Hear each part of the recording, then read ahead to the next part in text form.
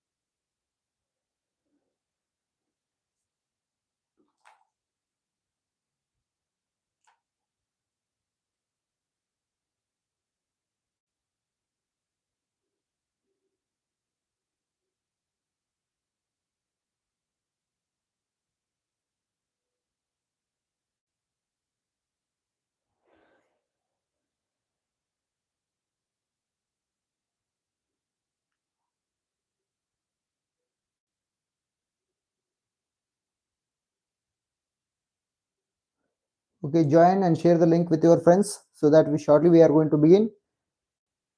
We will cover all the lessons in just one shot. Okay, quick revision we'll have. So it may be a little difficult for you to go through entire textbook in order to get it ready. Here we will have quick revision of all the important questions from each lesson so that it will be very much helpful for you for upcoming exams. Those who are getting ready and those who are already writing exams, for both of them it will be very much easy. Okay. Okay, share the link with your friends. Those who are not having access to the link, share with them so that if they join, if they have any doubts in between, if you ask, I can clarify and go ahead. Okay, shortly we are going to start.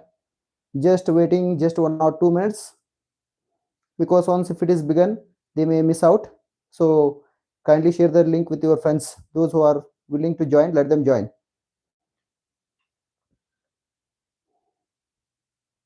so that they too will get the help. Okay, shall we start then? Yes, if you are willing to say yes, we'll go ahead. Okay, how many are able to join? Let them join. Just we can go once if we begin. Yes, let us go ahead now without any delay. Okay, coming to first one. In class 7 science, we have around 6 chapters, right? They are first one, nutrition in plants. From there we are going to begin. Coming to nutrition in plants, let us start here. First one, right? First one we are going to start here. What is most important in first chapter? Here first you need to understand here in the first lesson what this means. Why do organisms need food? That is very much important, because organisms need food in order to get energy, right, and growth and development, and the same food helps for keeping their body in healthy condition, to maintain the body maintenance of the body and to fight against diseases. For all these purposes we need food, means organisms need food. You know this already, right? Next, coming to here, first one, in that we go ahead with,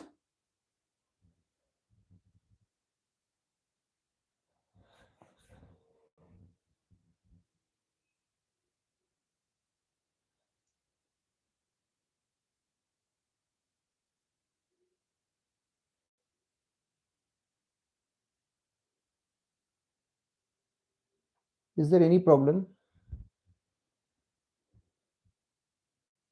Any problem with the link? Hi. Okay.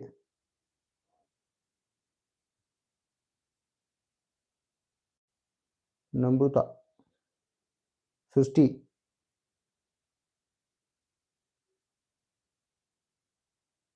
is there any problem with the link?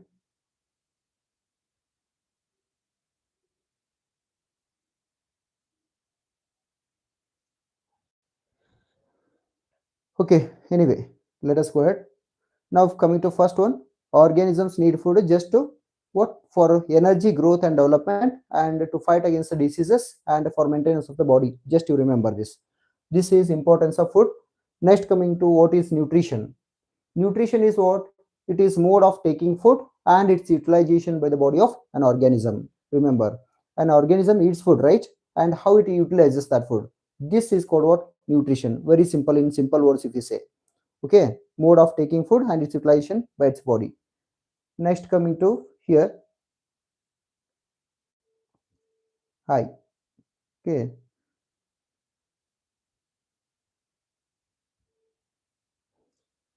Next, coming to here. Here, nutrition in plants, if you study, coming to here, first we are learning about autotrophs. What are autotrophs? Autotrophs are nothing but they are green plants. Okay, the green plants, they are able to prepare their own food by using what? Sunlight, carbon dioxide, and water, right? In presence of chlorophyll. Because green plants means they have one green pigment in their leaf or in their entire plant. That green pigment is called chlorophyll. It is very much important. These terms will be coming in the form of fill in the blanks, it may be, or match the following, or whatever, in some other way it may be asked. Okay, be careful about this. So chlorophyll in leaf or green plants, remember. Okay, with the help of chlorophyll, it absorbs sunlight and it prepares its own food. Okay, this process of preparation of the own food by the green plants by using sunlight, carbon dioxide, and water in presence of what? Chlorophyll, right? This process we call it as what? Photosynthesis. Okay, photosynthesis it is. With the help of photosynthesis, they will be able to prepare their own food. What they prepare? They prepare carbohydrates. Okay, and next, oxygen. These are prepared by what? Plants during photosynthesis. Remember, carbohydrates and what they prepare? Oxygen. Oxygen is again waste material. It is, means waste product for plants, but for us it is useful. They are taking during daytime, they are taking carbon dioxide. At night time, they are leaving carbon dioxide, right? Because there will be no photosynthesis. Remember, this entire process goes through what? In the leaf, one part called what? Stomata will be there. Small pores will be there on the surface of the leaf. Okay, these small pores, they are called what? Stomata. With the help of stomata, exchange of gases will be taking place, that is oxygen and carbon dioxide. Remember, okay, these green plants only, they are called what? Autotrophs. Remember, importantly, if we take this. Okay, and some other plants are there, they depend on other plants to grow, and the animals also are there. Animals, they entirely depend on other plants or animals for their food. So they are called what? They are heterotrophs. Heterotrophs means they do not prepare their own food. Okay, but autotrophs means what? They can prepare their own food just by using environmental what? Raw materials. We cannot, you should not get confused that we to prepare our own food. No, that is the materials which are given by the plants, that we are cooking the food and making different dishes, right? But it is not preparing the food there by animals. Remember, so that is why what we can say is, okay, now photosynthesis over, right? Next, some other plants also are there. In short, we finish because time we have to say, we have to cover maximum in that. I'll not keep on writing because everything it is covered in different videos. Just you can go through that. Just I am revising everything here, right? So what we can say here, uh, here other plants such as what? Parasites are there, saprotrophs are there, and insectivorous plants. All the three you must know there. So here coming to parasites. Parasites means one of the plant is there, that is yellow colored, slimy, otherwise this one yellow colored, uh, thin stem it will be having there. That type of wiry, this one branches it will be having there. That type of plant it is called what? Cascata. That cascata grows, or it twins around the branches of other trees, or it grows on the branches of other trees. The tree on which it grows, that is called host. Okay, this plant is called what? It is like guest, right? It is going and growing on that, but it is not harming that plant or tree. Remember, just it is absorbing the nutrient from that particular plant and it is growing. So these types of organisms which are getting their nutrients from other organism without harming it, means it is not killing that organism, right? So such type of uh, plants or animals, whatever, they are called what? Parasites. Parasites means they are just like, even if you take in animals, lice will be there. If you take cattle or dog, on their body also some insects will be there. They suck the blood from their body, but they do not harm those animals, right? They are called parasites. Okay, here in terms of, in case of plants, what is that? Here cascata is parasite. Remember. Okay, next coming to one more type of plant. Here insectivorous plants will take. Insectivorous pitcher plant if you take. pitcher plant, Utricularia, otherwise Nepenthes, Drosera. These are all what different types of insectivorous plants. Okay, what happens here if you take pitcher plant? It is just like a jug-like structure it is having. Okay, here its apex means what? Here top of that plant it is having what? Lid-like structure. Here inside it is having hair-like structures. Right, that is directed inwards. Okay, if any insect comes and sits inside, these here they will trap that insect. Immediately lid closes and it secretes one of the liquid inside that digests that entire insect. By digesting that, what it happens is it what absorbs all the nutrients which is required by the body of that plant. Okay, they prepare their own food, but still they are absorbing the nutrients by eating some other insects. Then these type of organisms they are called what? They are partially heterotrophs. We can say partial heterotrophs. Partial means they are completely not heterotrophs. They can prepare their own food, but whatever the nutrients are required, that they are getting from other insects. Okay, so that is why we can consider them as what? Partial insective, what are partial parasites or heterotrophs. We can say partial heterotrophs. These are what? Insectivorous plants. Okay, and parasites are different. They are directly getting their full nutrients from other organisms. And you must also know what are nutrients. Nutrients are nothing but the components of the food are there. Which are they? That is carbohydrate, protein, fat, vitamins and minerals, right? All these together they are called what? These components of food they are called nutrients. These nutrients are required by different plants. Okay, because some of the plants they'll not be able to prepare all the nutrients, they'll not be able to get, right? Whatever the food they are preparing, they have to prepare, say for example protein. For protein what is required? Nitrogen is required. Nitrogen, it is not available in soil. Okay, it is around 78% present in the atmosphere, but it is still of no use for plants because they cannot directly get it. What they do here, some other bacteria are there, they behave like some other agents. What they do is they fix that nitro means atmospheric nitrogen to the soil. Okay, in the soil it is dissolved in water, later it is absorbing what? Plants. And this same nutrient, that is nitrogen, if it is not sufficient for plants, what farmers how they are giving? Through what? Manures and fertilizers, and they supply through that also they are giving what? Nitrogen, remember. Okay, this is how they are getting their nitrogen requirements completed there. Next, after that, what we are going to learn is saprotrophs. One more type of plant.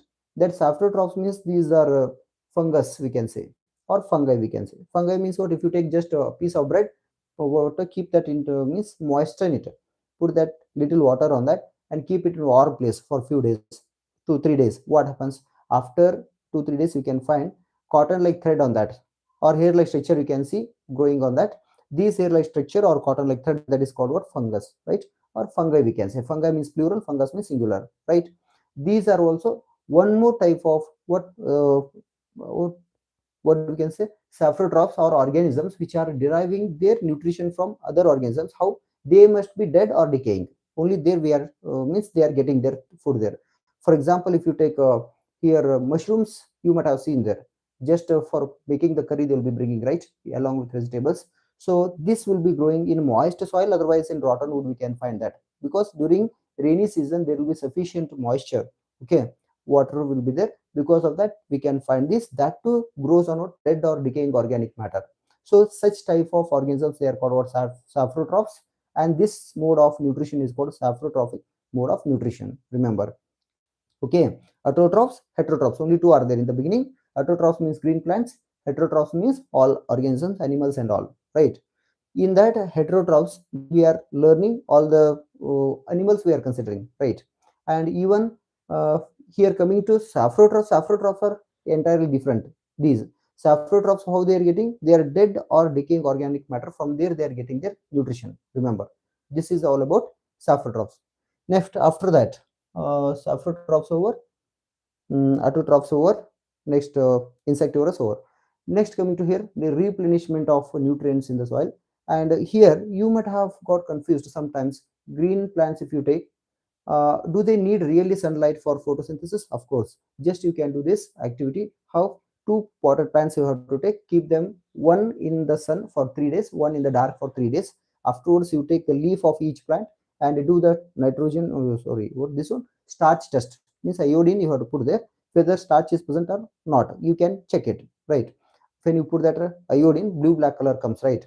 Otherwise there is no preparation of carbohydrate, we can say. If the plant which was kept in the dark, it will not show any type of blue black color because there is no presence of carbohydrate, right? Means no photosynthesis has taken place. The plant which was kept in that sunlight for 3 days, that shows what? Blue black color, showing that what starch is prepared there, carbohydrate is prepared in presence of sunlight. This is how we can decide, right?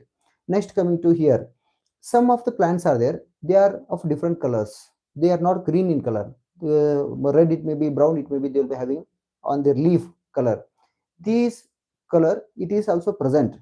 Okay, then also we can say that photosynthesis will take place, because you cannot say that because of no green color it does not prepare its own food. It prepares its own food because that green color or pigment is what masked by some other colors, that is brown or red, whatever it is, right? But inside again, what will be there? Chlorophyll will be there, so that absorbs the sunlight and it prepares its own food. Remember, it is just like plants wearing makeup, only that much it is, in short, if you say, right?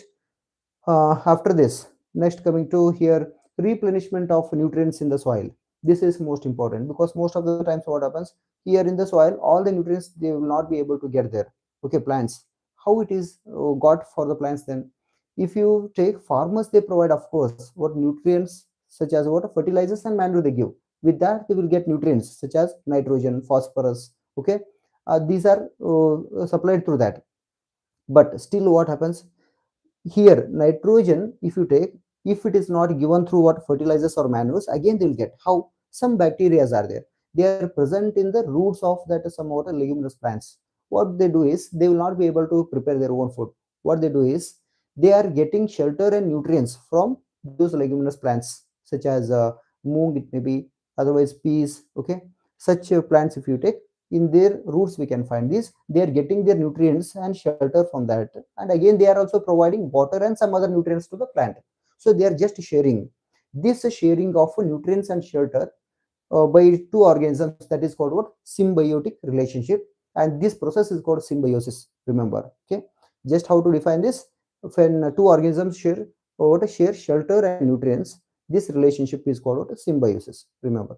If you take one example, in the organisms called lichens, we find two types of individuals here.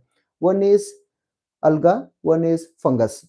Two are there, both they will be sharing. How? Alga has a green pigment called chlorophyll. Okay, it has. And if you find this alga fair, you can find green patches, you can find on the water tank, otherwise the water bodies you can find. Okay, green color patches, that is nothing but algae in plural, singular alga. Okay, this will be growing and covering there. This contains chlorophyll, because of that it is green in color. But fungus, it does not have any type of talent called chlorophyll. Chlorophyll, it is like cooking talent, it is. So what it does is, this fungus provides all the nutrients to alga. Alga takes that nutrients and prepares the food and serves it back to fungus. So they are sharing there. So what is happening? This is like mother, it has the talent of cooking the food. What? Alga, right? Talent is what? Chlorophyll. But in fungus, it has the capacity like father, it can bring all the things from outside and it is supplying to like mother for cooking the food, right? So that is why both are sharing these nutrients. One is bringing and giving nutrients, one is preparing, it is giving back to that fungus, as well as it is also consuming. So this is how they are leading their life, just like a family, like that they are surviving. So this is all about a symbiotic relationship. Example, if it is asked, you have to give this one, right? And one more type here, bacteria. Coming to bacteria, one bacteria is there called rhizobium. Rhizobium, it absorbs what atmospheric nitrogen, and it fixes that, converts that into what dissolved form. After consuming that, it whatever it excretes through that, what it comes? Nitrogen, that is mixed into the soil. When water is put, it is getting dissolved into the water. Later it is going to different parts of the plant. These plants, they are transferring all these through small pipe like structures will be there inside, that you are going to learn in next lessons there. Okay, in the next semester, that is xylem and phloem, they will come there. Through that, it is supplied to different parts of the body. Okay, so this is how this replenishment of nutrients takes place in the soil. Next, coming to what? Nutrition in animals. Okay, class Anil Kumar Soni, class 9, Anil Kumar Soni कब होगा? Yeah, sure, Anil. Shortly we'll do. Just only short topics are there. These class sevens. We'll finish it off as soon as possible. I'll come to ninth. Once if we come, I have thought to take up very much interesting topics in that. Means some of the thoughts we can change. Like that we'll do. Okay, definitely will do. Just because of you. If you are waiting for that, surely will do. Okay, what is there in that? Uh, Class ninth physics is solid one, right? Chemistry is also there, but not much depth chemistry. It is very much superficial, but physics is very much solid. Okay, chemistry, biology also it is not for that level, but basics are there, fundamental things that we need to learn. Just let us go ahead with that also. Physics is also very much interesting when you go through different types of problems. Okay, we will see. Definitely will do just for you. Okay, next coming to here, I'm just finishing this one. Shortly, I'll finish because of some students they are requesting me continuously. Because of that, I have taken up this. Once if we finish this, I'll come to ninth class also. Okay, we will continue that definitely. Uh, Next, you see here nutrition in animals. Coming to nutrition in animals, here also nutrition in animals means what? It is the mode of taking food. Okay, nutrient requirement and its utilization by the body of an organism. This entire process is called what? Nutrition in animals. Remember, coming to nutrition in animals, there are five steps in nutrition in animals. First step is what? First step is just ingestion. Ingestion means intake of food, putting the what food into the mouth. How they take different modes will be there. Say for example, snake they swallow, right? And some insects and birds, hummingbirds and all, they suck the nectar. We chew the food and eat, right? This is a different modes. That is called ingestion. How it is taking inside the food. That is called ingestion. Next, after that, we are going for digestion. If you want to know about digestion, first we need to know about what is human digestive system. That is most important. Okay, coming to human digestive system, our human digestive system begins from what? Buccal cavity. Buccal cavity means that is mouth, right? From the mouth. Next, first part is mouth, next part is esophagus, next is stomach, next small intestine, large intestine, next rectum. Along with the large intestine, rectum also comes. Last end part is what? Anus. Remember, all these parts together, this one, and we cannot call only these parts as digestive system, then it will be wrong. So what you have to do is you'll have to include some other glands are there. Say for example, in the mouth salivary glands are there, and liver is there, and one more, pancreas. These three associated glands we say. Okay, these glands as well as these parts of the digestive system together we call what? Digestive system. And what do we say one name for this entire process, that is entire parts, each compartment together, all together it is called this buccal cavity, esophagus, stomach, small intestine, large intestine, rectum, and anus. Together, it is called alimentary canal or digestive tract. Remember, okay? This digestive tract and associated glands such as liver, pancreas, and salivary glands together called digestive system. That is human digestive system. Remember. Next, coming to here, buccal cavity. In buccal cavity, what will be there is here. First, we have to learn two things. One is tongue, another is teeth. Right? Teeth, if you take, first let us take tongue. Tongue is what? It is muscular organ. It is attached at the base, means floor, at the floor of that mouth. It is attached at the back. Okay, and its front end is free. It helps in what? Mixing of a saliva with the food. Remember, saliva is secreted by whom? That is secreted by salivary glands. Salivary glands, they are located just below the tongue. Remember, right? And this will also help us to talk. What? Tongue, we know this. Salivary glands, they are secreting what? Saliva. Saliva helps in digestion of carbohydrate. Remember, saliva helps in digestion of carbohydrate, right? This is about tongue. Coming to teeth. Teeth, there are two types of teeth. One is milk teeth, the other is permanent teeth. Milk teeth, around 6 to 8 years after that they will be lost. Okay, permanent teeth, once they have, if they are replaced, we are categorizing them. Just if you take that lower jaws from here to here, if you consider, first three pairs of molars will be there, two pairs premolars will be there, right? Next, one pair canine, again two pair incisors. Different types of teeth we have. Okay, molars and premolars, they help in grinding and chewing of the food. Remember. Next, coming to incisors, they help in cutting and biting the food. Okay, these canine, they help in what? Tearing the food. Remember, these are different functions of that different teeth there. Total 32 teeth we will be having, right? This is all about the teeth. Next, coming to food pipe. Food pipe or esophagus, we call this as esophagus also in scientific name, right? This esophagus is nothing but it is just connecting this what? Buccal cavity to the stomach, only that much. The food, once if it enters that buccal cavity through the esophagus, it is reaching the stomach. And we have to know little more about the stomach here. In stomach, what happens? The inner lining of the stomach, it contains what? Gastric glands. Those gastric glands, they secrete what?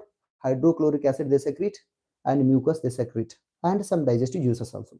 These digestive juices, they help in the digestion of proteins and all some other okay, nutrients like that, proteins. So what happens next? HCl, it helps in what? Digestion of the food there. It helps that food to break down into simpler substances, or it facilitates action of some other enzymes will be there that you don't know, that you will learn in higher class, right? It will help the help to break down the food there, what? HCl. Next, mucus, it protects that action of HCl should not spoil that inner lining of the stomach, right? Because of that, it is protected by a mucus inside. Remember, all these things we can say. In short, okay, stomach is widest part of the digestive system of human beings. Remember, it is the widest part. It is J-shaped, flattened, uh, J-shaped structure. It is stomach, right? This stomach, the other end of the stomach, it is connected to small intestine. Small intestine, it is once if the food enters from stomach to the small intestine, it receives secretions from two more glands. Okay, which are they? One is liver, other is pancreas. Liver secretes one juice, that is digestive juice called what? Bile juice. Bile juice helps in the digestion of fats. Fats, when they are digested, they change into what? Fatty acids and glycerol. Okay, they are giving two products, fats. How it is digested? With the help of bile juice. Remember, bile juice, where it is produced, how it is stored? It is produced in what? Liver. It is stored in one bag-like structure called gallbladder. Okay, just near the liver. Remember. So this is how that bile juice is helping, right? Next, the same intestine, it is also receiving one more secretion from what? Pancreas. Pancreas is what? It is another gland. It is also secreting pancreatic juice. Pancreatic juice helps in the digestion of carbohydrates. Okay, it helps in the digestion of carbohydrates, proteins, and fats altogether, right? This is how it is receiving secretion. What? Pancreas, it is giving pancreatic juice. Next, other than that, next coming to here, pancreas over. This is digestion. Digestion takes place, complete digestion takes place in small intestine. Remember, question may arise. Okay, complete digestion of the food takes place in human beings, that is in small intestine. What is the length of small intestine? It is around 7.5 meter. It is highly coiled and is located, it's a compact place, right? Remember, it is lengthy. Okay, next, what happens? Small intestine, inside complete digestion over. Ingestion, I said, intake of food. Now digestion is also completed. Next, coming to what? Absorption. Whatever the food is digested in the small intestine, it has to be absorbed completely. So what is happening here? In the small intestine, thousands of finger-like structures will be there in the inner wall of that what? Small intestine. Those thousands of finger-like structures, they are supplied with blood vessels. Okay, they are connected with blood vessels like this. If this is the villi, here network of blood vessels are there.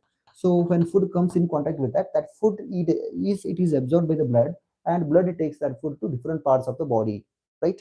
So this is just a absorption in the small intestine takes place with the help of these finger-like structures. Thousands of finger-like structures, they are called villi. Remember, villus means single, villi means it is many. Okay, just plural it is. When that food is absorbed, later it is supplied to different parts of the body, right? Now, this, what is the function of villi, they may ask. Function of villi is what? It increases the surface area of absorption. Remember, food has to be absorbed, it increases the surface area. If I give one simple example, just you see, if you take one kerchief and you dip that in water and just take it out, how much water it holds? Instead of that, you take this one, mop will be having, right? So many what? Thread like structures will be having, cotton ones, right?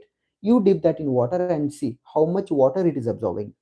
Just they are those threads what we are having here, mop. Okay, like this will be there, mop, right?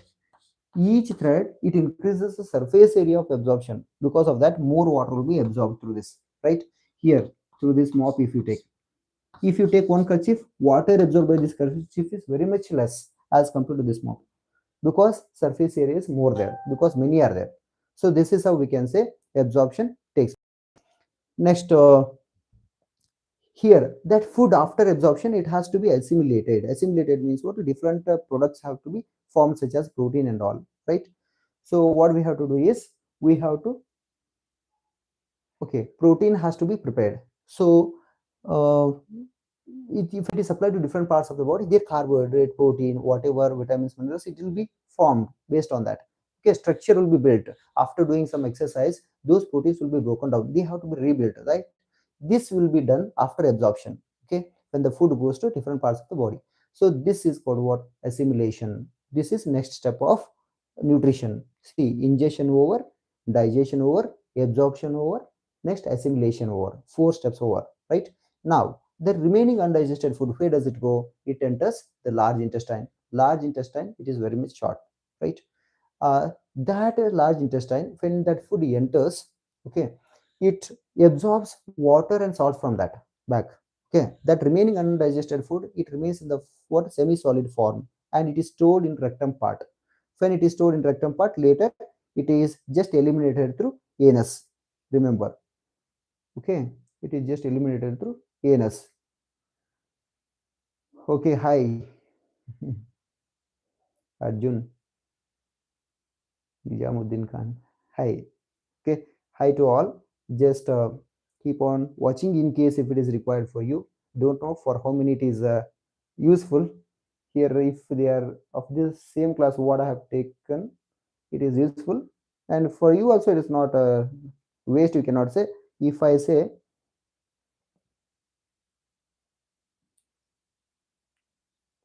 these difference protein and carbohydrates.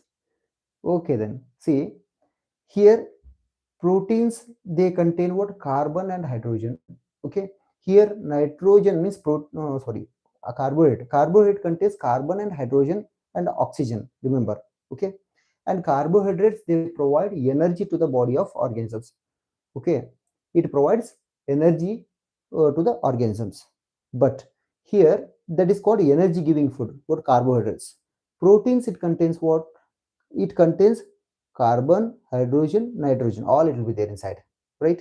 That is called protein. Protein, it is body building food, it is called body feeding food, just to remember. Okay, very much simple. Because of that only what happens, so the people who are engaged in workout or gym, they will be using protein more. Because of what? When they do that wear and tear work, so much of protein will be broken down, it has to be rebuilt back. That is why they will be consuming more protein. Proteins are called what? Body building food. And whenever there is injury, it has to be healed just because of what? Proteins, remember. Okay, it has to be there, protein. So that is called bodybuilding food, we can say. Carbohydrate, energy giving food it is. And one more difference, if I say protein, it takes little longer. Carbohydrates, they get digested very much fast. And one more thing, if we take here one more point, carbohydrates, they digest just with the help of saliva also, we can say, right? In saliva, one of the enzyme will be there, that is called salivary amylase. Okay, that enzyme digests that carbohydrates, whereas for this pepsin and trypsin will be there, they will be helping to digest protein. Okay, protein will be digested with the help of those enzymes, we can say.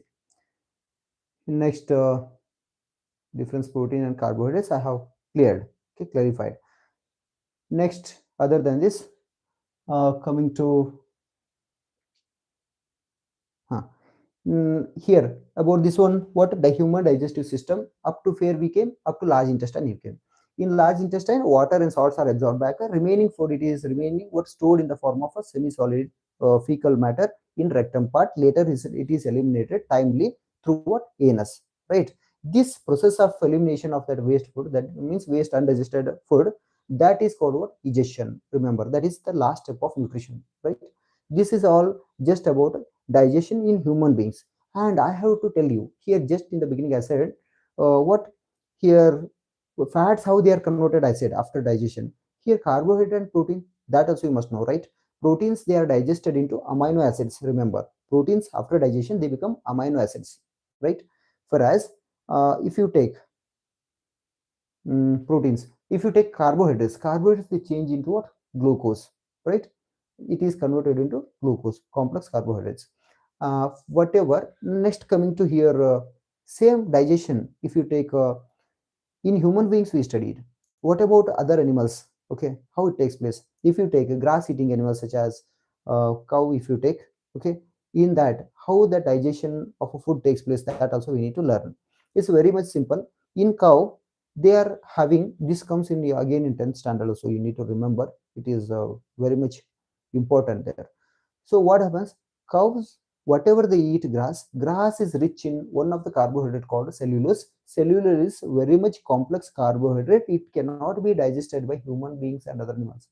Only these cattle, such as cow, they have the ability to digest them. What happens in Haribari? They eat that food, right? That food is stored in one part of their stomach called rumen. One separate part is there in stomach that is called rumen. In the rumen, what is this? What this partially digested food is stored? It is what it is called, what?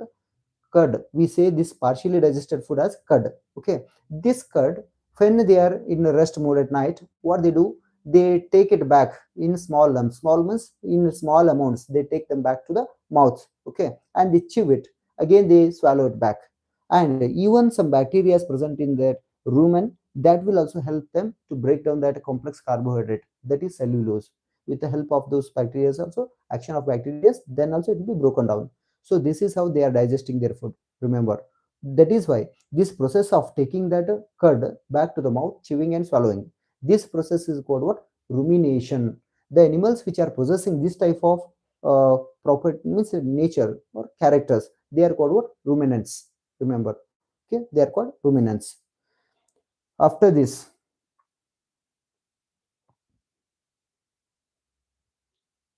okay, next coming to ruminants over. Rumination over, ruminants over, what is rumen over? And same type of organism, if you take for example horse and a rabbit, if you take, they too are grass eating animals, but they're different types of mode they are using there. In their stomach there is not rumen. We say one part called, one bag like structure is present between their esophagus and small intestine. We call this bag like structure as what? We call it cecum.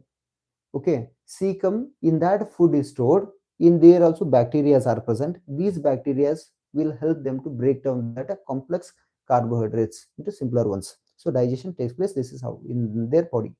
Okay, cecum is very much important. Remember, in case of horse and rabbit. Okay, in case of cow, what you have to say? That is, you can say cattle, whatever, hogs, cow, and all. They have rumen. Remember, there should be difference. Next, coming to same digestion in what amoeba you have to take. In amoeba, how it takes place? Amoeba is single celled organism. It has one nucleus, right? Just it has got one nucleus. Okay, and this is cell membrane. This is called cytoplasm. This is cytoplasm. See, whatever the food it finds, just surrounding that, it just sends some outward projections, okay, of its own cell membrane. These outward projections, when they come out like this, they trap that food in between here. It swallows. Okay, when it, that is called engulfing. It takes inside. When this food goes, food vacuole is created. In the food vacuole itself, what that food is digested. In the food vacuole, some liquids are digestive juices are secreted. With the help of that digestive juices, it is broken down food. And absorption, digestion, everything takes place in that food vacuole itself. Later, excretion also with the help of that food vacuole. It just puts it out of its body. Okay, food. And these types of structures, what they're coming out like this, these are called pseudopodia. Remember, these will help in the movement of that amoeba and eating the food, both consumption of food, both they are helping there. So this is called what? Pseudopodia, right? So here you must know only this much here, nothing is there other than that. In the cytoplasm, that food vacuole is present. Next, other than that, next coming to over here up to amoeba, only this much they have given you nutrition in animals. Next, coming to heat lesson. Okay, in heat lesson, let us go ahead with quickly, very much simple. What is heat? Heat is a form of energy, right? It is just heat is a form of energy. I'm not going in detail because everything is covered in individual videos, right? Now we'll have quick revision here. It is a form of energy. Now we have to what, to measure the heat. To measure the heat, we are using one of the device called thermometer. How do we measure the heat? We are measuring the heat in terms of what? Degree Celsius. This is common unit. And Fahrenheit. Otherwise, we are using one more, Kelvin. Kelvin is SI unit of measuring heat. Remember, heat energy, right? Here, coming to this heat energy, we are measuring in terms of temperature. Remember, okay? This we cannot say that just directly heat this much degree Celsius, that much. No, just we are measuring that heat in terms of temperature. Then we need to understand what is temperature first. Okay, how to understand temperature is very much simple. A reliable means it is dependable, we can say. A reliable measure of degree of hotness of an object.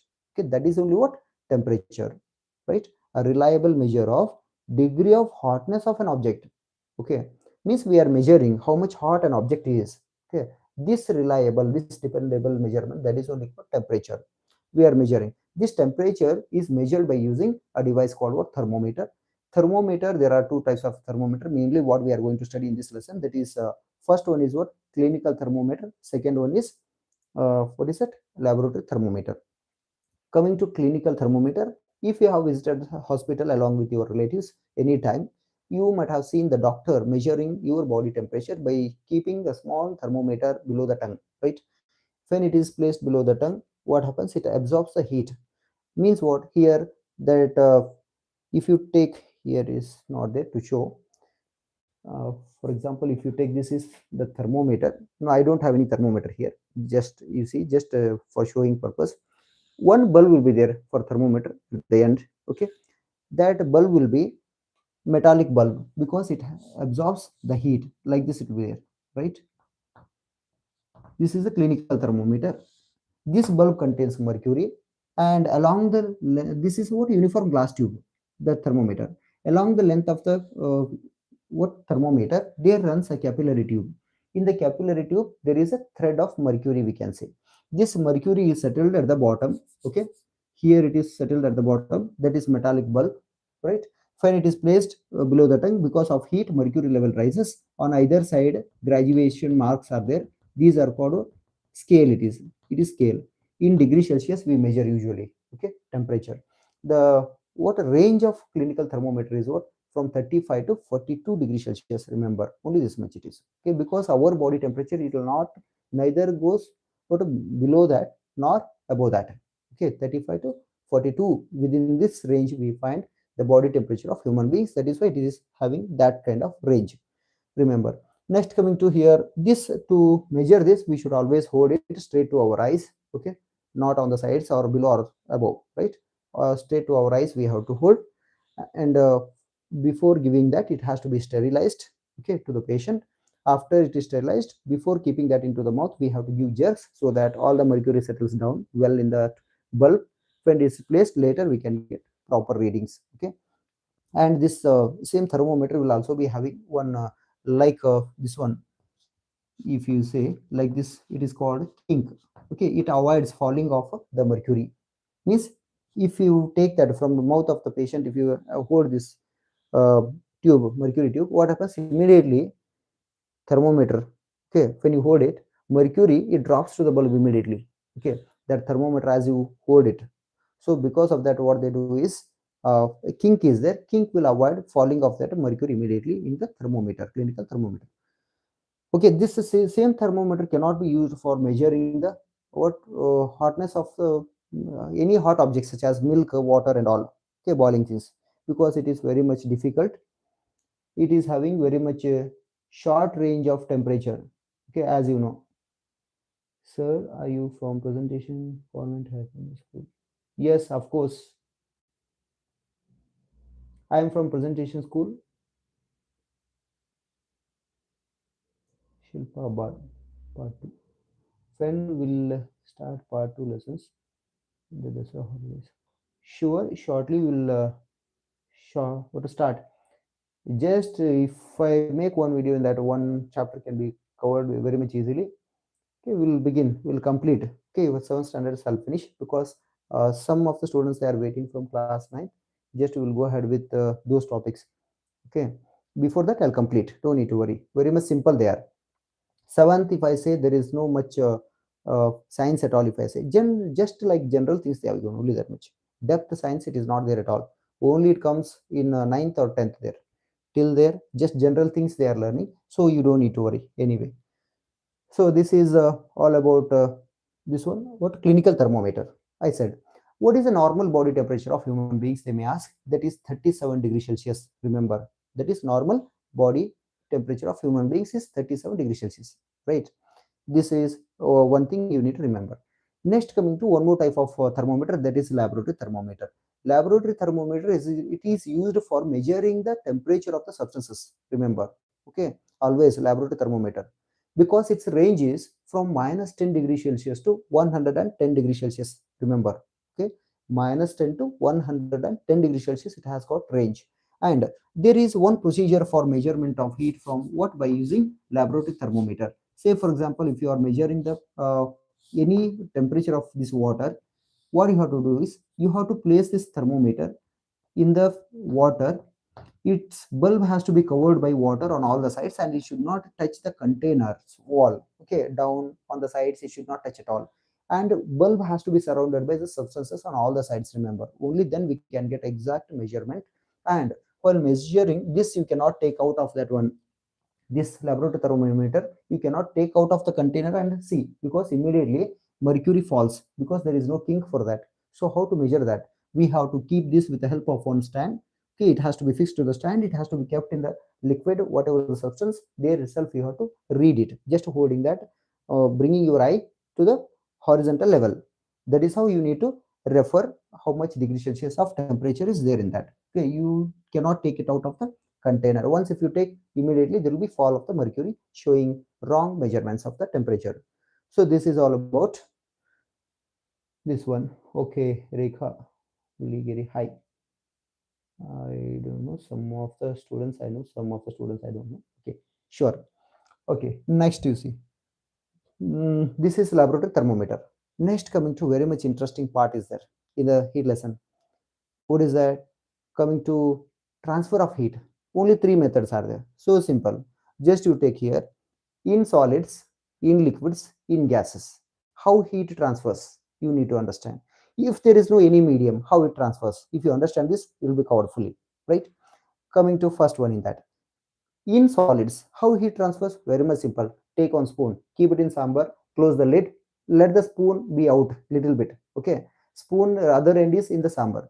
If you are heating for some time, afterwards you go and touch this end which is out of the lid there, means what, here from the vessel it is entirely out, it is okay, spoon.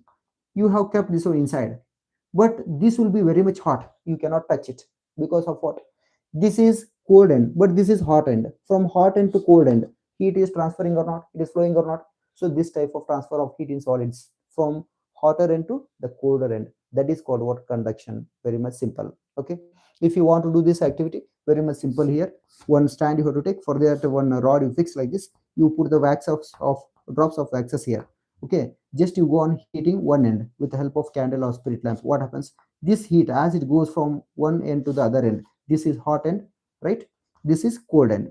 So from hot end to cold end, heat transfers, then each drop goes on falling. Okay, from here it starts. Okay, from here it goes on falling down, right? So what we can say, heat is transferred from hot end to cold end. This type of process of transfer of heat is called what? Conduction. Very simple, right? This is about conduction. Now coming to conduction, there are two terms you need to remember. What is that? One is conductor, another is insulator. Conductor means what? All the metals which allow the heat to pass through them, they are called conductors. If you take copper, silver, gold, iron, aluminum, okay, brass, all these are what? Metals. They are just what they are doing. They are allowing the heat to pass through them, okay, from one end to the other end, right? So they are called what? Conductors. Okay, then these are examples for conductors. And how to define the materials which allow the heat to pass through them? They are called conductors. Very simple. And what about insulators? Insulators are the materials, they do not allow the heat to pass through them. They do not allow the heat to pass through them. Say for example, rubber, you heat one end, does it allow the heat to pass through it? No, it starts burning there itself maximum. Wood, it starts burning at one end, but it will not allow the heat to pass through it, right? If you take plastic, same, right? These are called what? Insulators. Even if you take cloth also, it will not allow the heat to pass through it from one end to the other end. So these types of materials, they are called what? Insulators. Remember. Okay. Examples you can give that only there. Anything, just to imagine to your mind what it comes. If you heat that one end, it should not get other end heated. Such example you select on your own and write. That will be the correct answer. So this is what about conductors and insulators. Next, coming to convection. Convection is very much interesting. topic it is, because in liquids and gases it takes place. Say for example, I am taking here, here you see water I have put, right? Here one drop of crystal of potassium permanganate we have to put into this. Okay, it should settle at the bottom, like that we have to put. uh, okay, if you put one a particle of potassium permanganate, it is black color in the beginning, but it leaves purple color inside. When it goes into the water, when it dissolves, purple color it changes. That how it changes, you have to keep this on wire gas, you have to heat it. How? Say for example, I'll show you here. This is one tripod stand. On that you have to place it like this. Okay, like this you have to place. Here you have to heat it from the down. So what happens, as the potassium permanganate near the surface of that hot end, here when it gets heated, water present there, it gets heated and takes that color up. Just it moves in upward direction. Okay, it moves like this. Particles they move, and these cold ones they come and occupy this place. Okay, the hot ones it rises up, the cold ones it comes down and it receives the heat and goes up, comes down, receives the heat and goes up. This cycle process continues. This in case of liquids also, in case of gases also. This process of transfer of heat in liquids or gases is called what? Convection. Convection means the particles or near the hot end they receive the heat and they rise up. The cold particles they come and occupy that place, right? This process continues till entire liquid or gas gets heated up. Okay, entire substance it has to get heated up. Till there it continues. So this process is called what? Convection. Remember. Okay. Next, coming to convection over. Uh, what we learnt, conduction we learnt, convection we learnt, right? Next, coming to one more type, that is radiation. Radiation very much simple. Just you imagine, on the earth air is there, okay, water is there. Because of that heat transfers we can say, solids are there, through that it transfers we can say. But if you consider air means this air, water, liquid, solid, whatever it is subjected to only earth. Okay, if you cross the earth and go, we have space there. In space there is no any medium, there is neither air nor water nor what any solid, there is nothing at all. But still billions of kilometers away the sun is there. From there whatever the heat is coming to the earth, it is received without the help of any medium. Okay, in the form of what? That is only radiation. Radiation means what? It is the mode of transfer of heat in absence of any medium. That is only radiation. In the form of radiation it is coming, right? These we will learn in higher classes still in depth. Okay, UV radiation we say, ultraviolet radiations and all, how they are coming, how they are absorbed by ozone layer, everything you will study in detail, okay, later. But for you only this much is given, so we will consider just as radiation. This is over about radiation, you learned all the things over. Next, coming to very much interesting topic of this lesson, that is application of this one, convection. See, sea breeze and land breeze, two types of breeze we find.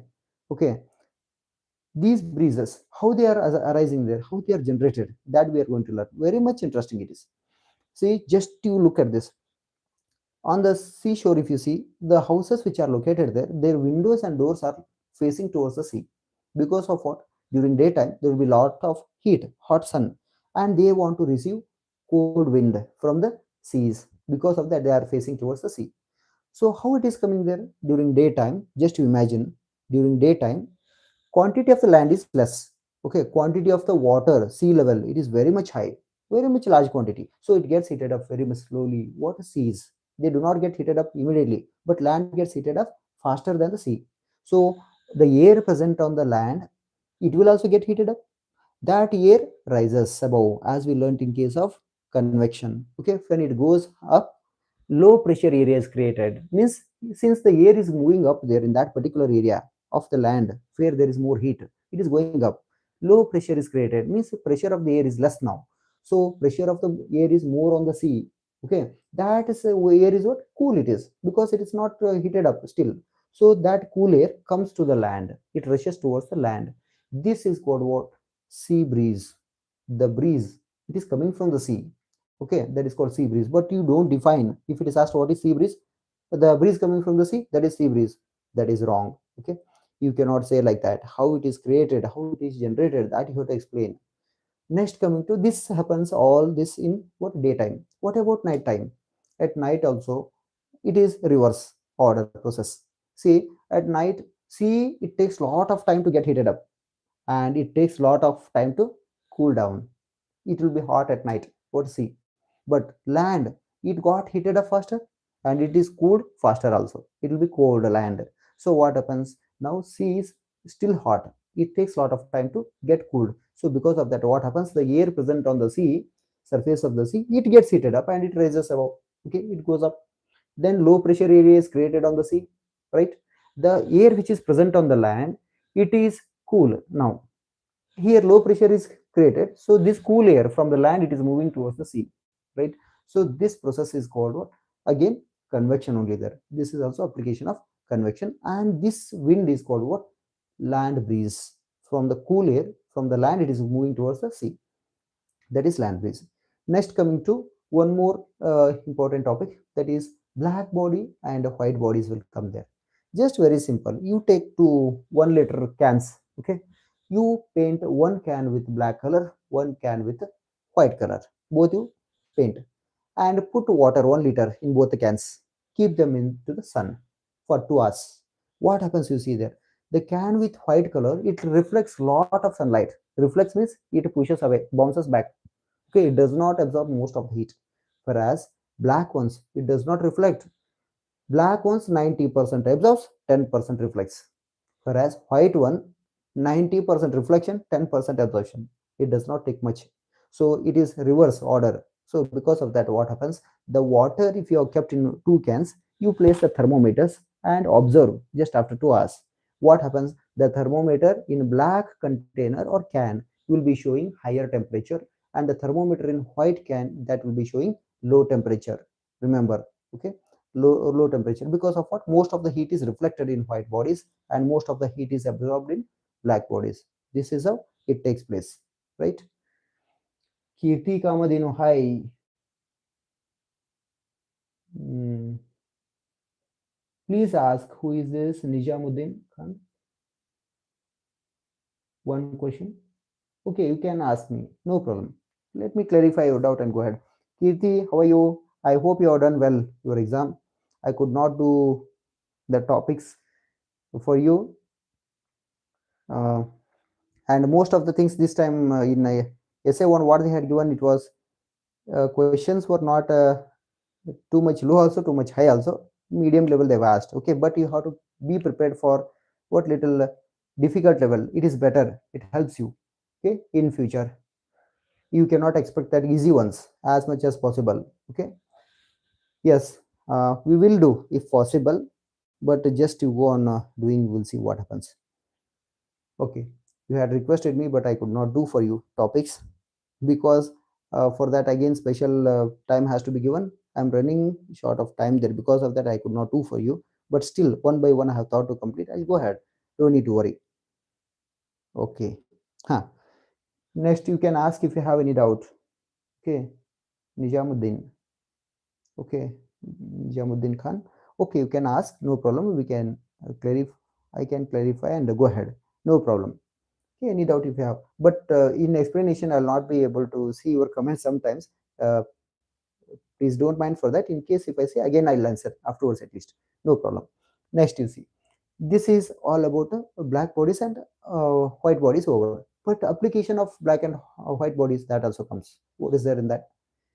First one, coming to during winters, these may be asked in reasons for your exams. Remember, why do we wear dark colored woolen clothes during winters and white colored cotton clothes during summer? When they are asked, you have to answer it like this.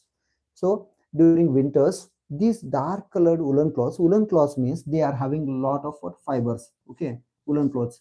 These fibers, they trap the air within them. Means lot of air is held inside. That air is bad conductor of heat. Okay, means what, it does not conduct the heat. So what happens when we wear that, our body heat, it remains within, it will not go to the environment, so it is protected inside safely. Because of that we feel warmth. Okay, when we wear that black colored dark colored woolen clothes, right, they protect our body heat within, because that layer of Air is formed here, which is trapped within that fibers. This layer of air is bad conductor of heat. It will not allow the heat of our body to escape to the environment. That is how we feel hot, means warm. Next, other than that, coming to here, this over. White colored cotton cloth. Why do we wear cotton? It absorbs moisture very well, right? And white color, it reflects a lot of light, right? Heat, it reflects. It is not absorbing more heat, right? It is reflecting maximum heat, absorbing minimum heat. And it will also, what it helps, it absorbs well the moisture, that is sweat will be coming during summer season. That's what is absorbed well by that cotton threads, and it exposes that into the air. As a result, what happens? SR Patil, hi. Okay, I don't know who is that. Okay, now you see. So what happens when it is exposed to the air? It disappears just by evaporating, right? So it will not cause any type of irritation related to the skin. So that is why we wear what, white colored cotton clothes during summer season. Okay, this all about this one, we can say. Next, coming to here, heat we learned, right? Nutrition in plants over, nutrition in animals over, heat over. Next, coming to one more interesting topic, that is acids, bases, and salts. Very simple topic. Okay, very much simple. Only little they have given for you. Okay, so what is there in that? First one, coming to acids. Acids means what? The substances which are sour in taste, they are called acids, right? But all the substances we cannot taste and check. Okay, for that some other materials we use, whether they are acids or bases, to check there. We'll come to that first. So in simple words, if you say the acids are substances which are sour in taste, we can say. But what example, if you take example, curd sour in taste, pickle sour in taste. Okay, some fruits such as a unripened mango you take. Okay, tomato you take, tamarind you take. Okay, all these, their vinegar you take, these are all what, sour in taste. So we can say all these sour tasted substances as what, acids. Very simple. Acid is coming from the word acer. Acer means what? It is sour taste. Remember. Next, coming to what are bases. Bases are, they are again substances. Okay, these substances are bitter in taste. Okay, bitter means what we can say here, bitter good. Just if you taste and see what taste you have, that is only bitter, right? Bitter in taste they are, right? So here, uh, these bitter tasted substances, they are called bases. Remember. Okay, bases. In our home, whatever the bases we use, the bases are calcium hydroxide, that is lime water we say. Soap what we are using, that is also a base. Okay, sodium hydroxide it contains, right? Next, other than that, coming to here, some acids and sources at our home. If I say here, tomato, if you take, brinjal it takes, they contain two types of acids, that is called oxalic acid. Remember. Okay, citrus fruits such as lemon and orange, they contain what, citric acid. And ant, when it bites, it leaves one, injects one liquid called what, formic acid. And curd contains lactic acid. Remember. Okay, vinegar, it contains acetic acid, right? These are different types of acids what we can see here. Okay, tamarind, it contains tartaric acid, right? So these are all what, different types of acids and their sources at our kitchen, we can say, right? Bases we learned, acids we learned. Okay, bases are bitter in taste, the substances which are bitter in taste, we can say. Next, coming to examples also I gave for that now, right? Potassium hydroxide, sodium hydroxide, they are present in the soap, that is a base, right? Lime water, milk of magnesia, means whenever we feel acidity, we take one magnesium hydroxide, milk of magnesium, means magnesium hydroxide will be there in that. That is called again a base, right? These we are coming across in our day-to-day life. Okay, bases. Next, other than that, coming to here, one more substance is there, that is called indicator. Indicator, what is that? That is also a substance which is used to test whether the given substance is an acid or a base. Because every time, are we able to taste and see? It is not possible, right? Say for example, some of the acids will come, their artificial one, chemically they are prepared at in the laboratory or factories, right? What is that? Hydrochloric acid. Okay, sulfuric acid, nitric acid. These are very much strong acids. If you put a little what, copper pieces into that, it becomes liquid immediately. Okay, that much strong they are. If it touches little bit to the skin, it is highly corrosive. Okay, corrosive means what? It spoils the skin immediately. Cells will be dead, and we start feeling very much lot of pain. So such dangerous acids are there. Are we able to taste them? No. Then also we can check them whether they are acids or bases.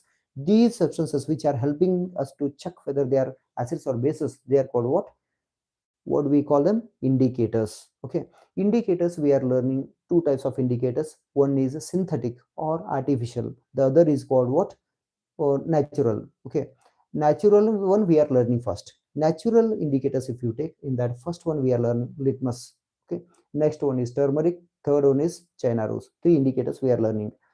Coming to litmus, litmus is extracted from one of the plant called lichens. Okay, it is plant, it is from that it is extracted lichens. That is purple in color, purple color or mauve color we say for that, right? This purple colored indicator, when it is added to the acid, okay, this purple, it changes to red. If it is added to the base, it changes to blue. This purple color liquid, it is used in the form of what? Papers. The blue litmus and red litmus paper, they are prepared with the help of this liquid itself. Okay, blue litmus, it changes here. When we take litmus papers and when we test it in acids and bases, blue changes to red in presence of acids. Remember, acids means a danger, you remember. So that is why it is showing red color, you can say, right? Blue changes to red in presence of acids, and red changes to blue in presence of bases. Remember, this is test of litmus paper in different acids and bases, right? Next, coming to here, you can check this even at home only. Main so many what acids and bases you have there. With the help of those, you can check litmus papers. They are available in the shop. You can bring and check this one, because it is not any chemical like that, right? This over. Next, coming to one more, that is china rose indicator. China rose indicator means it is just hibiscus flower, 5 petaled hibiscus flower it is, right? That flower, when you bring that in and put that in warm water, for some time you leave it, it leaves the color, purple color into the water. Okay, that purple color liquid, if you take and test, in presence of acid, it changes to dark pink. It changes to dark pink in presence of acids, and it changes to green color in presence of bases, right? This is how it is changing its color. Next, coming to this is just china rose, how it turns its color, right? Next, coming to turmeric. Turmeric changes its color to red in presence of base, not in acid. Very much simple. Just you take one example. If you have gone to any function, if it is white dress, some sambar or something is applied, yellow color it is looking. If you bring that to home and try to wash it applying soap, immediately it turns to what? Red color. Red color, why it is changing? Because of it is reacting with base. Soap is base, so turmeric is changing to red color in presence of base. And again, if you put little acid into that, vinegar you put and check, it turns to yellow color again. Otherwise, put more water, as the indicator is washed off, again it changes its color to yellow, right? This is how it takes place. So this is all about how it takes place in change, color change in turmeric also, china rose over and litmus over. Next, coming to two artificial indicators we are learning. One is phenolphthalein and one more is methyl orange. Okay, they are chemically prepared. Say for example, here two liquids I show here. This is phenolphthalein, colorless. This is what? This is methyl orange. This is phenolphthalein. Phenolphthalein, if you add it to the base, it changes to pink color, attractive pink color. So nice one, beautiful it is. Okay, uh, it changes to pink color in presence of base, but in presence of acid it does not change the color. If you take methyl orange, okay, this is actually orange yellow color. If you take one drop, it is orange yellow color. It may be looking red to you, but one drop is orange yellow color. If you put that into the acid, it changes to orange red color, but in base it does not change the color. Okay, to check the acidity, this is used. What? Methyl orange. Okay, to check the basicity, this is used. Basicity means whether base or not. To check that, this will be used. To check whether it is acid or not, this will be used. That is methyl orange. These are artificial indicators. Only this much it is given for you there. After this, next comes what? Neutralization reaction. What is neutralization reaction? Very much simple. It is in the movie how that a villain and hero, how they will be fighting. One is acid, one is base, like that. Okay, both are strong. They are cancelling the effect of each other. They are reacting with each other. When they are reacting with each other, what is produced? Water is produced, and salt is produced. Main thing is salt and water is coming, right? So that is why if you take, say for example, one hydrochloric acid, HCl, if you are putting that into the base called NaOH. NaOH means sodium hydroxide. Okay, both are reacting there. How they are reacting? They are changing to salt and water. Say HCl, okay, plus NaOH. If you are taking, both are reacting to give salt, NaCl plus water. This is eating salt, right? It is in dissolved form, but we can get it back from that solution, right? This reaction takes place along with the evolution of heat. Heat is also evolved, it is released. So that is why we say this is a neutralization reaction. Neutralization reaction means what? It is a reaction between an acid and a base along with evolution of heat. Okay, along with the evolution of heat, we can see. So okay, next coming to here. Hello, sir. Okay. Huh. Next, you see, uh, this is neutralization reaction. I said, right? Temperature changes the mixtures. That is because of evolution of heat. Remember, that is a reaction between an acid and a base, right? So that is neutralization reaction. The main questions arise like this, applied questions for you in exams. What are they? Indigestion. Next, soil pH, factory waste, okay, and bite. Four will come there. Out of these, one will be for reason for you. 100% fixed it is actually, okay. So how to say one by one? Indigestion, it is caused if there is over secretion of hydrochloric acid in the stomach. You know that, right? It helps in the digestion of food. Okay, when it digests the food there, indigestion is caused because of over secretion of hydrochloric acid. So in that case, what happens? Very simple here. This over secretion of that hydrochloric acid, it causes indigestion and it is painful. Okay, we cannot tolerate that. In that case, it has to be neutralized. This is acid. If you give the base to that, it gets neutralized, right? If it is neutralized, the effect will come down. We don't need to suffer anymore. So that is why if you go to the doctor, doctor gives you one tablet called what? Antacid tablet. Antacid means opposite to the acid. It cancels the effect of acid. That is the antacid tablet. This antacid tablet, it is nothing but milk of magnesia, means it contains magnesium hydroxide. Magnesium hydroxide is a base. This base, when it reacts with hydrochloric acid, it cancels the effect of HCl inside the stomach. We get relief from the pain, right? This is all about just a neutralization reaction in the stomach due to indigestion. Next, coming to one more here, soil pH. Sometimes what happens, here farmers, they use many times so much of fertilizers and manures. As a result, there will be variation of pH in the soil. PH means what? That is either it is becoming acidic, more acidic, or it is becoming more basic. Means it is changing to either acidic or basic, but it has to be balanced for the plants.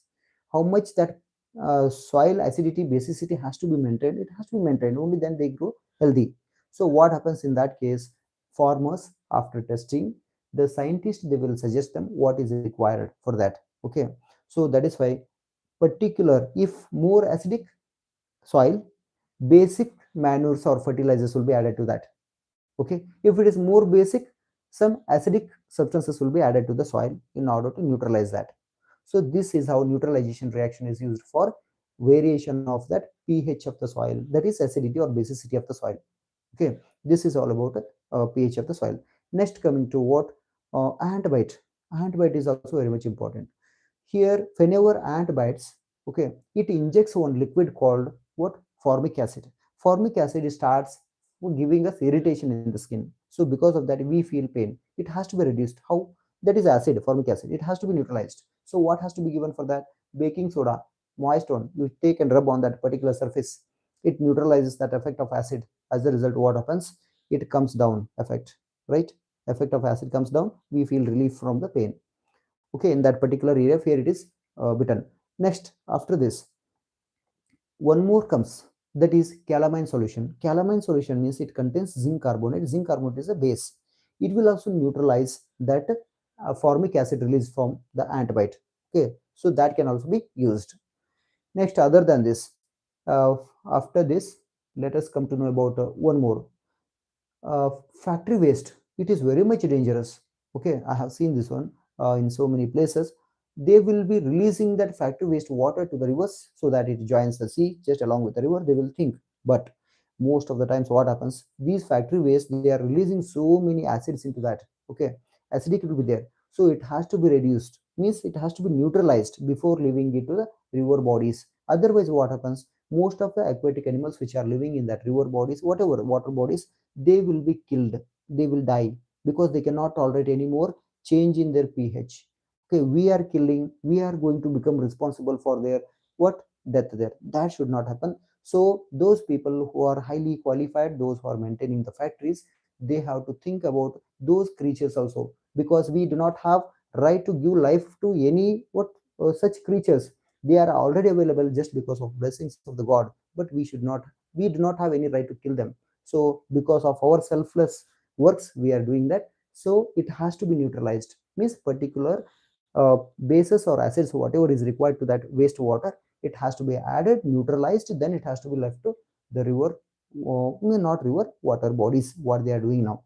Okay, first of all it is wrong to add them to the water bodies, but still nothing can be done, it will be going on. So this is all about hi Ginny, hi. Okay, next, uh, this about miss this all we learned about acids and bases, full finished, right? Next we are going ahead with next topic, that is physical and chemical changes. Very much interesting topic again. Here, physical changes and chemical changes. If you want to understand, first you must know what are physical properties, what are chemical properties, right? Physical properties means, say, for example, if there is a change in the shape, that is physical change. If there is change in the state, that is physical change. Okay. If there is change in the color, also they are given in textbook, but it is a little difficult to say that, because of change chemical changes will bring change in color actually. But here what they have given, we can say like this, that is also physical change, we can say. How we know? Whenever if paint is applied, if more water is poured on that, wind is coming, because of that it may be washed away. That is physical change, we can say, if there is change in the color. But it is mentioned in the textbook, let us take that also. Okay, we can understand in that context, but actually it is a chemical change. Okay, change in state, it may be change in shape, it may be change in size also. If size varies, then also we can say it is a physical change, right? So these are change in color, state, size, shape, right? These are what physical changes we can say. These are physical properties we can say. If these properties are changed, that is physical change. If these properties are changed, size is changing, physical change. Color is changing, physical change. State is changing, physical change. Shape is changing, physical change. Say for example, if you take any one iron rod, if you bend it, okay, shape is changing. So what is that? That is physical change. If you heat any iron rod, it becomes bigger in size when it is red hot. So that is what, physical change, right? So this is how we can say these are what physical changes. And state, ice changes to water, physical change. Water changes to vapor, it is physical change, right? These are just physical changes. Then what are chemical changes? Chemical changes means there will be some other changes, such as if there is change in the temperature, if new product is formed, if there is change in the color, if there is change in the state, if there is evolution of gas, new gas. Okay, then such type of changes are called what, chemical change. Coming to our home, if food is spoiled, that is chemical change, because what is happening there, taste is changed. Okay, odor is changed, taste, odor, if these are changed, again it is a chemical change. Okay, so next, color, if it is changed, it is chemical change. Okay, one by one if I give you examples here, you take mango. When it is unripened, it is very much sour in taste, right? When it becomes red or orange color, then it will be sweet, right? Taste is changing, color is changing, and its smell is also changing, if you say, right? These are all what, chemical changes. Okay, setting of the milk, into curd, that is chemical change. Okay, so these are what chemical changes. Next, after that, physical change, chemical change over. Here, some of the chemical changes we need to consider in this chapter, what they are given. One is magnesium wire. When it is burnt, what happens? Magnesium wire, when it is burnt, it produces one of the new product called magnesium oxide. Remember, magnesium oxide is produced. This magnesium oxide is nothing but white colored ash. All these experiments we have done already in the previous videos. You can watch that, okay, whenever you have time. Now, this is what a physical, it is chemical change. What is forming here? Magnesium combining with oxygen. It is giving magnesium oxide. Magnesium oxide is what? White ash. That is new product formed. So this is what a chemical change. And not only burning of magnesium oxide means magnesium. You take anything you burn, new products should be formed 100%. So that is what 100%. It is a chemical change, right? This one experiment means one activity they have given. This is done. Next, coming to what? Lime water they have given. Lime water you have to take, and you put a baking soda into the vinegar. Okay, if you put vinegar and baking soda into water, they liberate one gas, that is what? Carbon dioxide gas. This carbon dioxide gas, with the help of pipe, if it is connected to one test tube, in that lime water you put, it changes that lime water to milky white color. Otherwise, you take one pipe and straw, you just blow the air into that water. It is already done activity. If you want, you can watch the video there. In the previous video, they are there.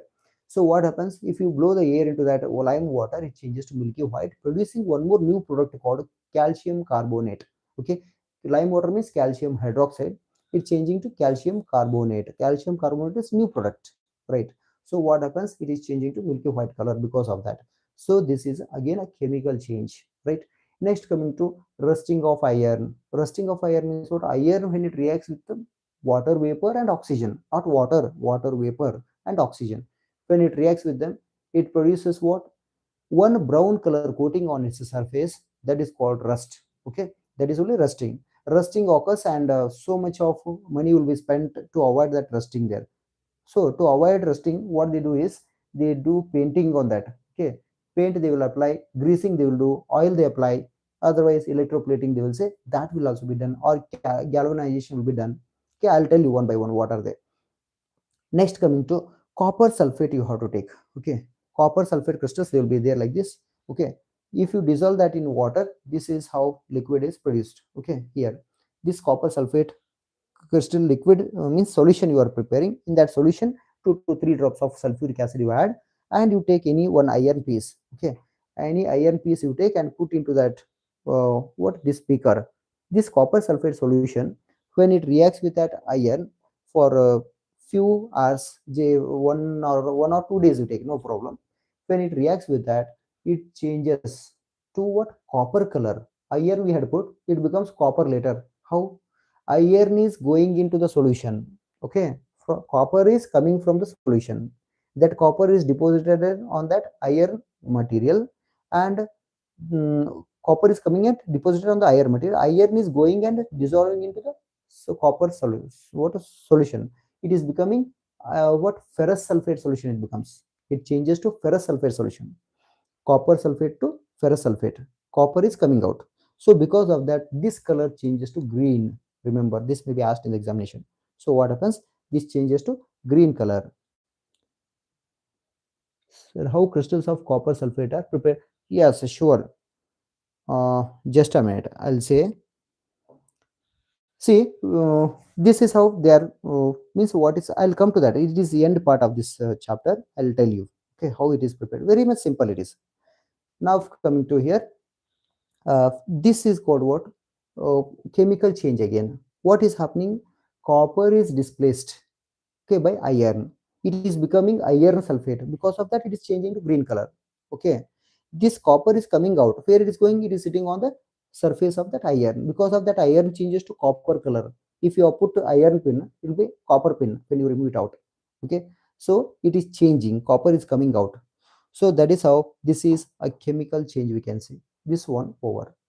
Rusting of iron we learnt, right? And this also we learnt what? Lime water changing to milky white with the help of carbon dioxide gas. Remember, Okay, that is how it is changing. These are all what chemical changes.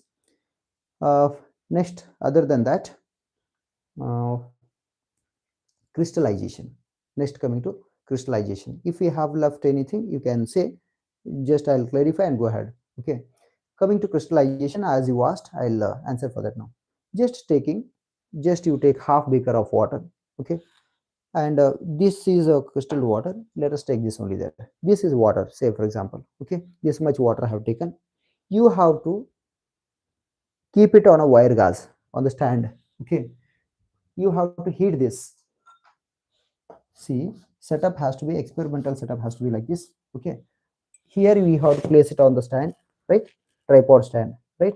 Here spirit lamp you have to keep, right? This is wire gas, means it will not allow, means it will not break. Wire gas, when you are using wire gas, it will not break, it is getting uniformly heated. So now what you have to do, heat it.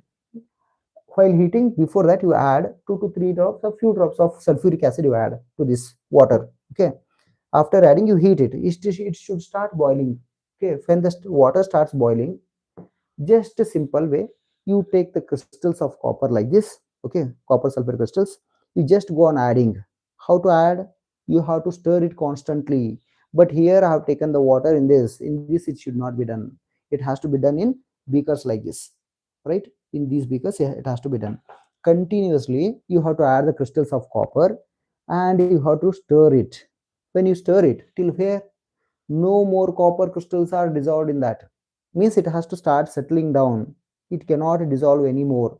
Till there you have to dissolve what, put that copper crystals. When you are doing this, when it starts settling down, then you have to stop. Finished. Remove this container, keep it aside for cooling.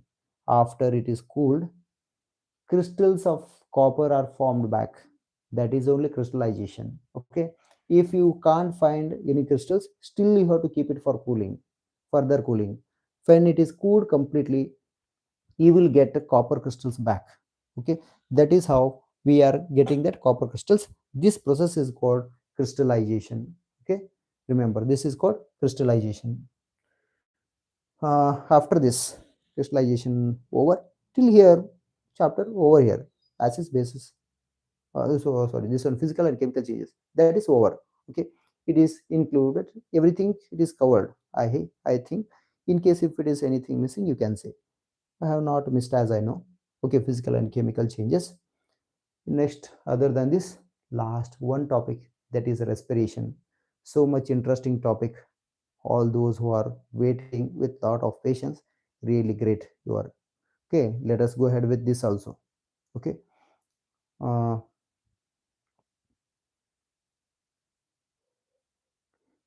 okay, coming to here, last one, respiration. What is respiration? Very much simple. It is, you can say, taking in air, giving out carbon dioxide. No, that is lower class answer. Okay, see, that is lower class answer. It is, you cannot say that. What happens here in our body, in each cell? Okay, glucose or food stored in the form of glucose, it is broken down, it breaks down to release energy. To release energy, this breakdown of glucose in the cells is called respiration or cellular respiration. Remember, it is releasing energy continuously. Because of that, our body is hot, right? Warm it is. Even during sleep also it will be warm. Because of what? Continuous, there is release of energy. So continuously we are breathing, means continuously energy is being what, it is being released. Okay, so what is happening is, this release of energy, how it is coming and all, we are going to learn now. This is called respiration. Breakdown of glucose in the cells to release energy is what, respiration. Now coming to respiration, there are two types of respiration. One is aerobic respiration, another is anaerobic respiration. Aerobic means in presence of oxygen it takes place with the help of oxygen, and anaerobic, without the oxygen it takes place. Say for example, what we are breathing in, we are taking in oxygen. In the cells of our body, that glucose is breaking down continuously to release energy. Continuously it is breaking down, and then what it is producing? It is producing carbon dioxide water and energy in the cells. Okay, glucose, when it breaks down in presence of oxygen, it releases carbon dioxide, water and energy in presence of oxygen. Okay, this is called aerobic respiration. Okay, and what is anaerobic respiration? Anaerobic respiration is, it is also a type of respiration where respiration takes place in absence of oxygen, and the products, what happens here when breakdown of glucose takes place, the products formed are carbon dioxide, alcohol and energy. Here water in presence of oxygen, in absence of oxygen alcohol. Only this is the difference. Both sides water, both sides carbon dioxide, both sides energy, that is common. But one side in presence of oxygen it is water, in absence of oxygen alcohol. Then who is producing this?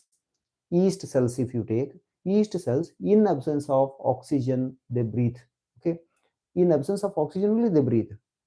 When they breathe, they form alcohol. This process we call it as fermentation. Okay, that is fermentation. These yeast cells, without the help of oxygen, when they breathe, they change their carbon or means carbohydrate or glucose. They change it to what? Here, alcohol, energy, and carbon dioxide. Right? Remember. So this is how it is changing. That is anaerobic respiration. And one more comes here, in lack of oxygen. In lack of oxygen means for some of the people they will be doing any exercises, right? What happens immediately? Muscle cramps occur, means muscle pain and all they arise because of what? It is just because immediately there is high demand for energy. When they lift something heavy things whatever, there is lot of energy release. But how? Lack of oxygen, there is no sufficient oxygen to break down that glucose, but energy is already released. So how it is released? One more intermediate product is formed, that is what? Lactic acid. That lactic acid, if it is formed, it is accumulated in the muscles, say for example anywhere somewhere. If it is accumulated, it stops blood flow. When blood flow is stopped, what happens? There will be no oxygen supply. Okay, as a result they start feeling pain. This is called muscle cramp. How to treat that muscle cramp? Very much simple. You just take little oil, massage on that particular area, put hot water. Okay, after putting hot water after massage, what happens? It improves what? Blood circulation into that particular area. When blood circulation starts improving there, it brings more and more oxygen. Okay, when more oxygen is coming out, what happens? It is reacting with that lactic acid. Lactic acid is breaking down into carbon dioxide and water. Finished. So lactic acid disappears. We feel relief from the pain. So this is how muscle cramps occur. Most of the people they will be doing that workouts in the gym, but actually what will be happening inside they will not be knowing. You can say this reason to them. Okay, it's very simple. So this is all about lactic acid formation. Next, after that, other than that, three types respiration we learned, right? Hours all over. Next, coming to respiration in our human beings respiratory system, we need to learn. That is very much important. Okay, coming to here, human respiratory system. Our respiratory system begins from what? Nostrils. Okay, nostrils means opening of the nose. Next, nasal cavity, gap inside the nose. Okay, nasal cavity. Next, it enters the windpipe. Okay, windpipe. Later, it enters into what? Lungs. We have pair of lungs. They are located in the chest cavity, and they are protected by rib cage on its surrounding. Okay, rib cage is protecting our lungs. They are spongy and soft. Okay, they are helping to exchange of gases such as carbon dioxide and oxygen in the lungs. It takes place, right? These are dividing. This windpipe, it is dividing into lungs, right? So exchange of gases takes place in the lungs. Then we need to learn little more about this chest cavity. Here, this rib cage, it is covered, means it is covering the lungs within, but base of the chest cavity, it is covered by one thick muscular sheet, large muscular sheet, that is called diaphragm. Okay, it is given in the textbook. You can see that diaphragm. What it does? It is making the base of the or floor of that chest cavity.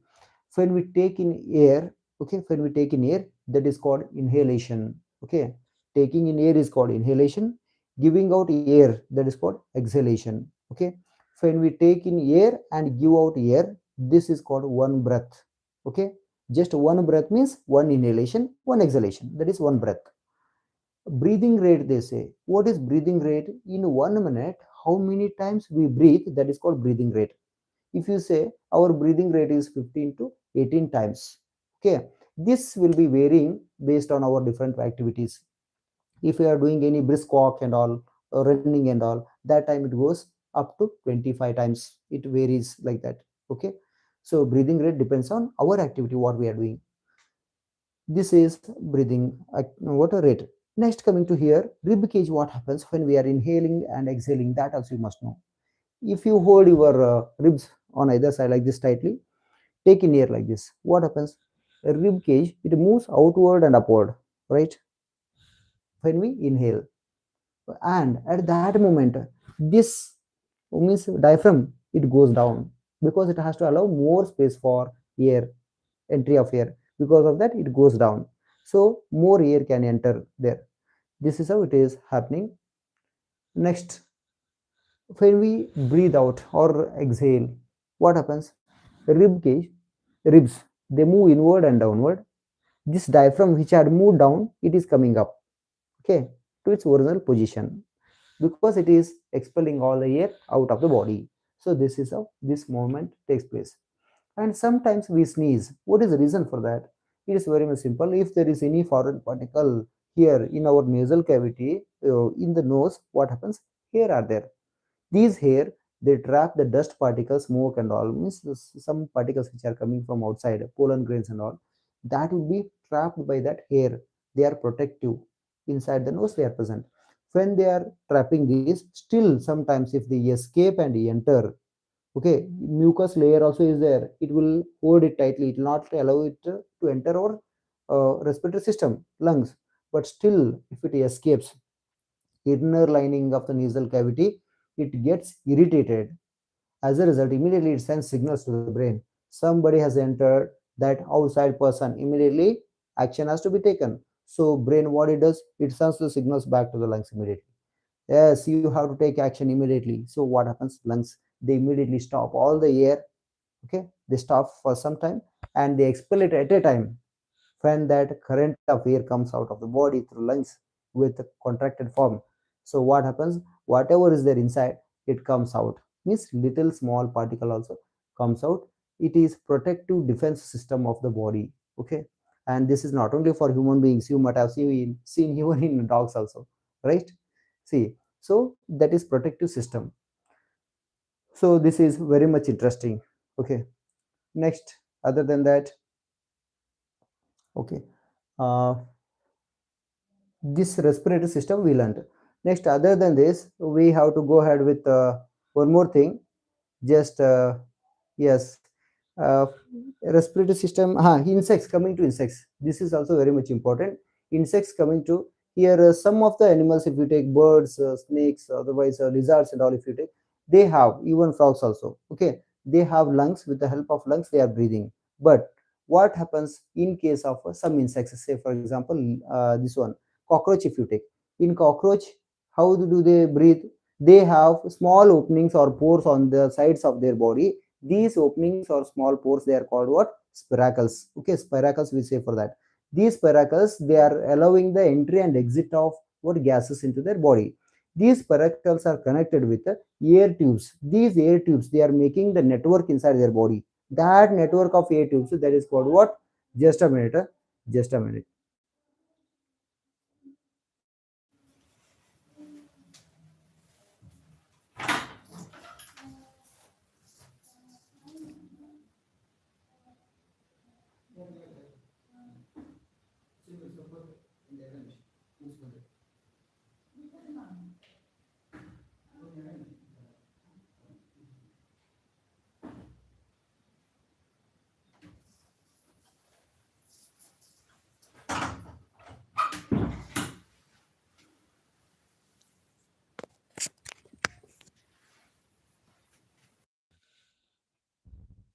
Okay, little problem was there, so I had to go.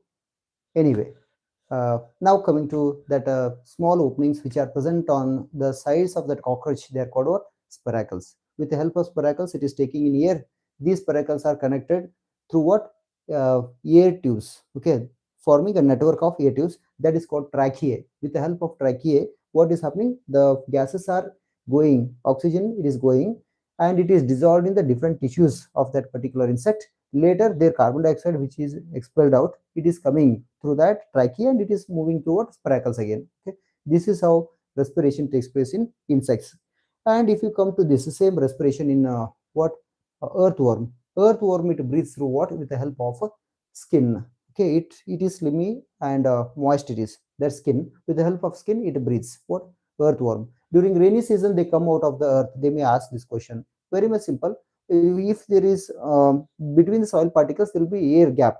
Okay, that gap present in that, it will be air present in that air they will be using these what? Earthworms. With the help of skin they will be able to breathe.